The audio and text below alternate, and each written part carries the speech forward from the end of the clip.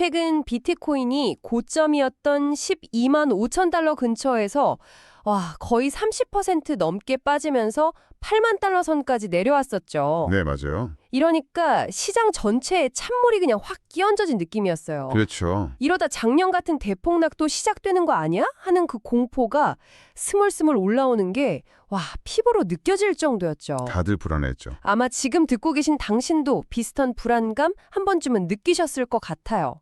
그런데 말이죠. 네, 세계적인 매크로 분석가 린 올드는 완전히 정반대의 이야기를 내놨습니다.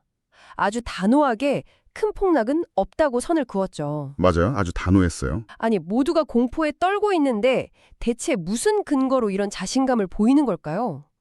오늘 이 지점을 아주 집요하게 파고들어 보겠습니다. 네, 바로 지금처럼 안개가 자욱해서 한치 앞이 안 보일 때 린 올든처럼 숲 전체를 조망하는 분석가의 시선이 중요해지는 것 같아요. 그렇죠. 이게 단순히 가격이 오른다 내린다를 맞추는 점쟁이식 예측이 아니거든요. 그런 게 아니군요. 네, 비트코인이라는 이 시장의 판 자체가 근본적으로 어떻게 바뀌고 있는지를 읽어내는 관점을 주기 때문이죠. 아하, 오늘 우리가 함께 파헤쳐 볼 이야기는 그래서 아주 흥미로울 겁니다.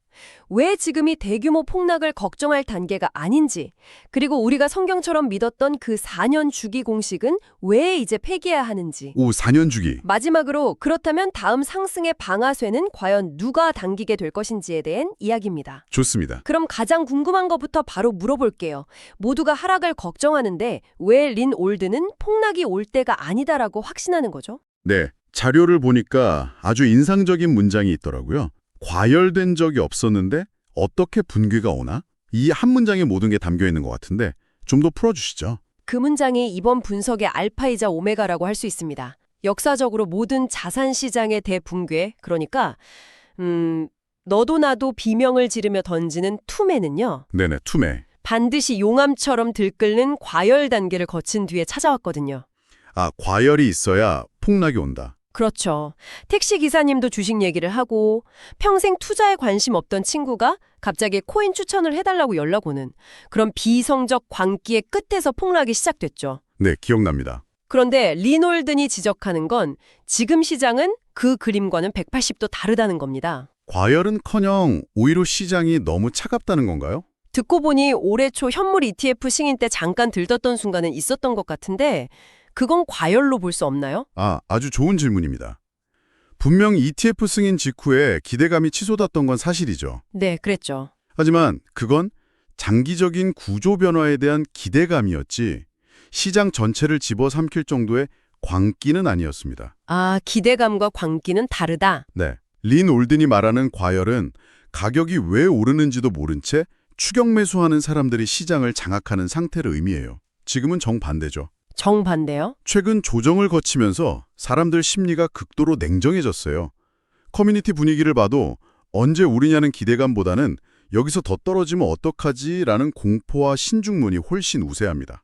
그러니까 불이 활활 타올라야 큰 불이 꺼지면서 재가 남는데 지금은 장작에 불을 붙이지도 않은 상태라는 거군요? 정확히 그 비유가 맞습니다. 대폭락이라는 어마어마한 결과가 나오려면 극단적 과열이라는 원인이 반드시 있어야 하는데 그 과정이 통째로 생략됐다는 거죠. 과정이 생략됐다. 네. 그래서 리놀드는 현재의 하락은 투매로 이어지는 붕괴의 전조가 아니라 오히려 상승 과정에서 나타나는 자연스러운 숨고르기에 가깝다고 보는 겁니다. 이야, 과열이 없었으니 대폭락도 없다는 이 심리 분석, 이거 정말 날카로운데요. 듣다 보니 어쩌면 이건 시장의 체질 자체가 바뀌었다는 신호가 아닐까 싶어요.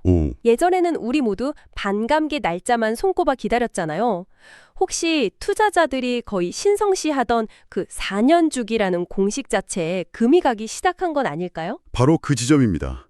4년 주기의 금이 간 정도가 아니라 거의 허물어지고 있다고 봐도 과언이 아니죠. 허물어지고 있다고요? 네, 이게 오늘 이야기의 가장 중요한 부분일 겁니다. 과거의 4년 주기는 소수의 개인 투자자와 채굴자들이 시장의 거의 모든 것이었던 시대의 산물이었어요. 그렇죠. 예전엔 그랬죠. 참여자가 단순했기 때문에 비트코인 공급량이 절반으로 줄어드는 반감기라는 내부 이벤트가 가격을 좌지우지하는 절대적인 힘을 가질 수 있었던 거죠. 하지만 이제는 판에 완전히 새로운 선수들이 대거 등장했다. 이 말씀이시군요. 맞습니다. 지금 비트코인 시장이라는 테이블에는 과거에는 상상도 못했던 거물급 플레이어들이 앉아 있습니다. 거물급 플레이어. 바로 현물 ETF를 통해 들어온 기관 투자자들이죠. 블랙록 같은 세계 최대 자산운용사들이 고객인 기업이나 연기금의 돈을 가지고 시장에 참여하고 있어요. 아, 이 사람들의 사고방식은 개인 투자자와는 완전히 다릅니다. 어떻게 다른가요? 기관들은 비트코인만 보는 게 아닙니다. 연준 금리와 국채 수익률을 기준으로 이 돈을 비트코인에 넣는 게 맞나? 아니면 안전한 채권에 넣는 게 맞나를 끊임없이 저울질하죠. 아, 기회비용을 계속 계산하는군요. 그렇죠. 이들에게 중요한 건 위험 대비 기대 수익률이에요. 그러니 비트코인 내부 행사인 반감기보다는 전 세계 돈의 흐름을 결정하는 미 연준 의장의 입에 훨씬 더 집중할 수밖에 없는 겁니다. 와, 참여자가 바뀌니 게임의 룰도 완전히 바뀐 거죠. 와, 그렇군요. 개인 투자자들은 코인 개수를 보지만 기관들은 글로벌 유동성이라는 더 큰 지도를 보고 있다는 거네요. 바로 그겁니다.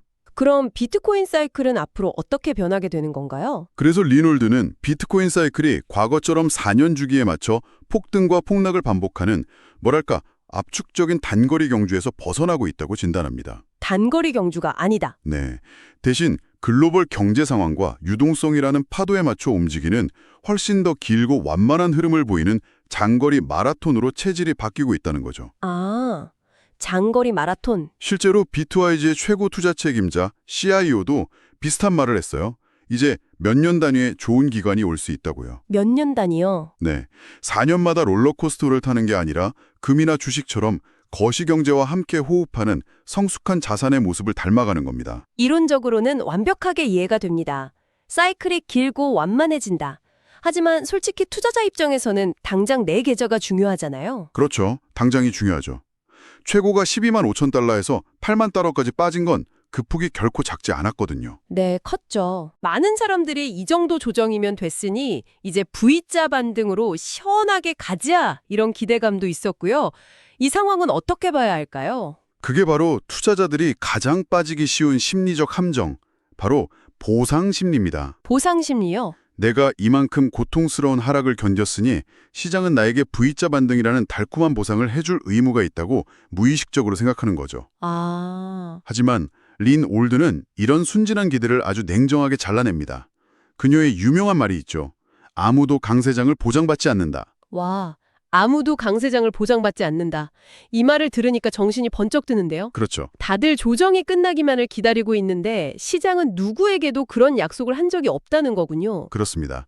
지금의 조정이 비정상적인 붕괴가 아니라 더 멀리 가기 위한 건강한 조정이라는 게 그녀의 관점이에요. 건강한 조정. 여기서 건강한 조정이라는 건 소위 과도한 레버리지를 청산하는 과정을 의미합니다. 아, 빚내서 투자한 사람들이요? 네, 단기 차익을 노리고 무리하게 대출을 받아 투자했던 포지션들이 이번 하락으로 강제 청산되면서 시장의 기초 체력이 오히려 더 단단해지는 거죠. 아하. 거품이 살짝 꺼지면서 단기 투기 세력은 털려나가고 장기 가치를 보는 투자자들만 남게 되는 과정이라고 보시면 됩니다. 알겠습니다.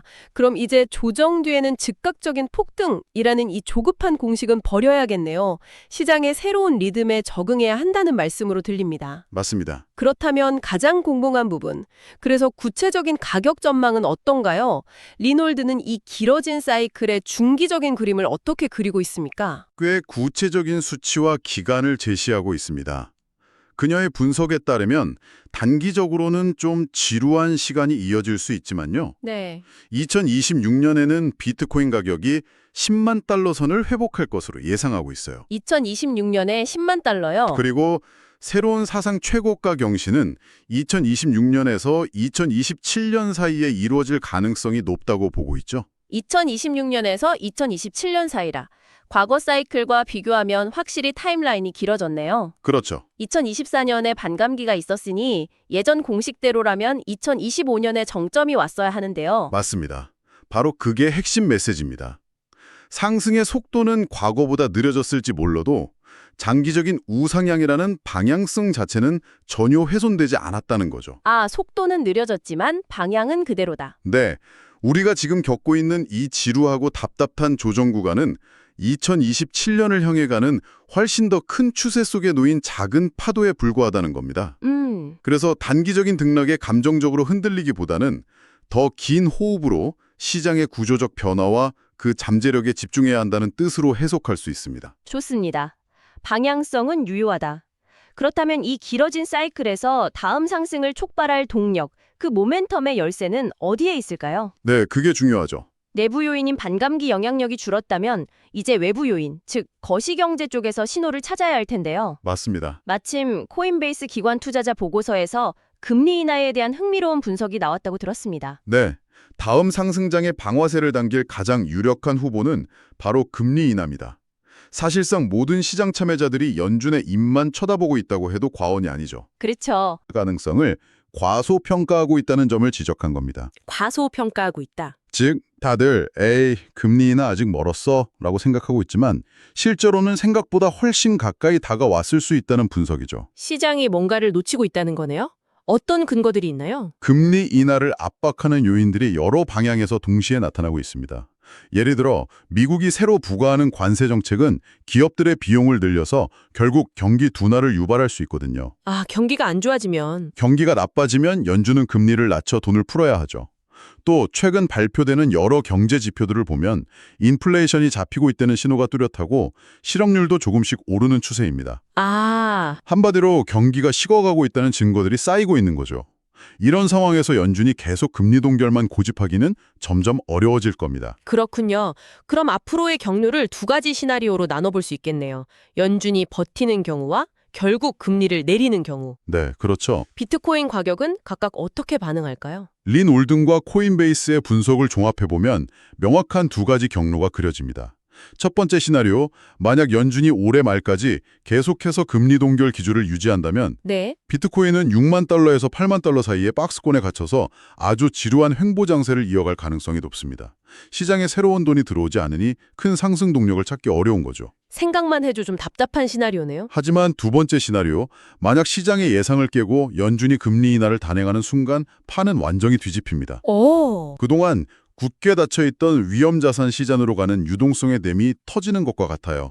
막대한 자금이 시장으로 흘러들어올 것이고 그중에서도 비트코인처럼 유동성에 가장 민감한 자산이 가장 먼저 그리고 가장 폭발적으로 반응할 가능성이 크다는 분석입니다. 결국 모든 열쇠는 연준이 쥐고 있군요. 그렇습니다. 자, 그럼 지금까지의 논의를 한번 정리해 볼 시간입니다. 대폭락에 대한 공포, 끝날 듯 끝나지 않는 조정, 복잡한 거시경제 변수까지 정말 안개 속인데요. 네. 지금의 혼란스러운 시장을 우리는 어떤 관점으로 꿰뚫어 봐야 할까요? 오늘 논의의 핵심을 딱 네 가지로 정리해 드릴게요. 첫째, 시장 심리입니다. 현재 시장은 과열이 아니라 과도한 공포 상태에 더 가깝습니다. 대폭락의 전제 조건이 빠져 있다는 거죠. 네, 과열이 없다. 둘째, 시장 구조입니다. 비트코인은 더 이상 반감기 중심의 4년 주기가 아니라 기관과 거시경제가 주도하는 길어진 사이클에 진입했습니다. 과거의 잣대로 현재를 재단하면 큰 그림을 놓치게 됩니다. 시장을 보는 안경 자체를 바꿔 껴야 한다는 말씀이시네요. 바로 그겁니다. 그래서 세 번째, 핵심 변수가 중요해집니다. 이제는 감정적인 단기 예측보다 금리 인하와 같은 거시경제 변수를 중심으로 시장을 분석하는 냉철함이 필요해졌습니다.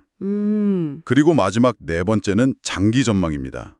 이런 단기적인 조정과 혼란에도 불구하고 2026년에서 2027년 사이에 사상 최고가를 돌파할 것이라는 장기적인 상승 구조는 여전히 굳건하다는 것이 린 올덴 분석의 최종 결론입니다. 명쾌한 정리 감사합니다.